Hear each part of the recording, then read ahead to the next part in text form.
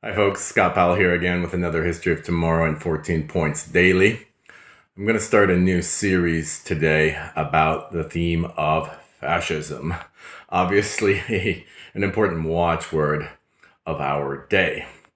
So today I'm going to begin with a challenge to you all. I want you to check on your internal standard of objectivity with regard to this abstraction. What is fascism? And how many examples can you come up with? And what do you really know about them? I want you to do a self-test, and I would really like to have comments on this video to see what do you think the status of your own understanding of this is, and perhaps, if you want as well to comment on that, what is the status of the intellectual status of the people that are using this abstraction and trying to foist it on Donald Trump. Now, I have a feeling that there is an element of fascism that definitely pervades the MAGA movement. There most certainly is a very pervasive presence of fascism in the Democratic agenda as well. And I don't think this is any accident. If you want to understand why, the beginning of a proper awareness is to be found in the history of tomorrow. Right now, what I want to do, though, is again repeat my call to you here, and I want you to see, what do you know about fascism?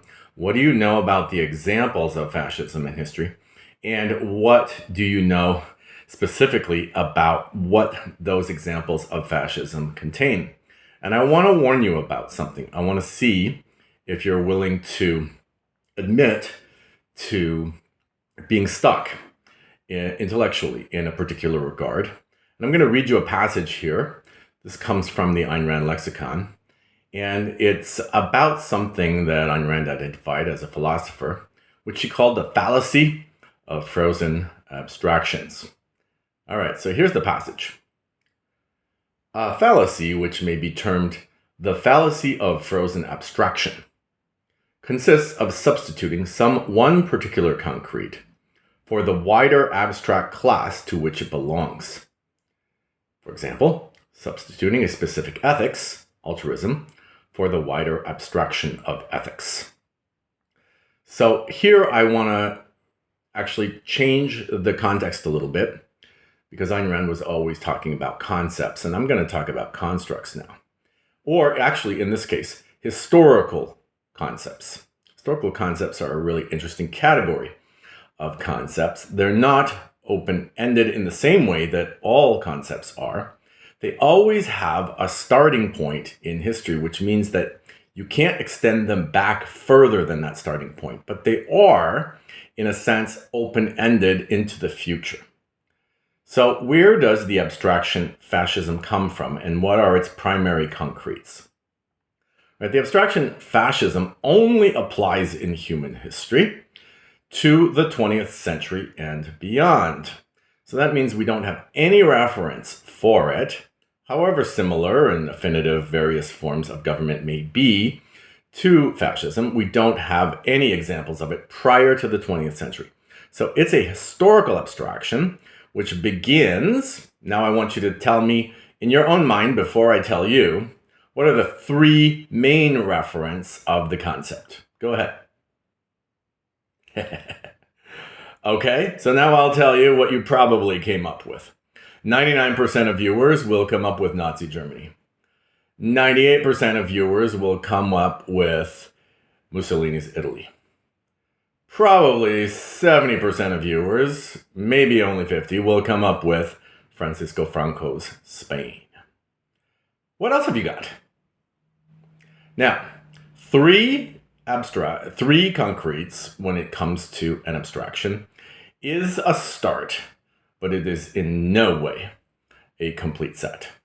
Anybody that, claims to know, for instance, in answer to Socrates' question, what is justice?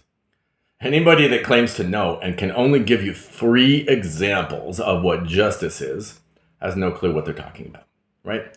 If you can't sweep through all of your personal relationships and all the many relationships you've seen and the many examples of justice as embodied, for instance, in the Winslow Boy and Ronnie's father's search for justice for his son.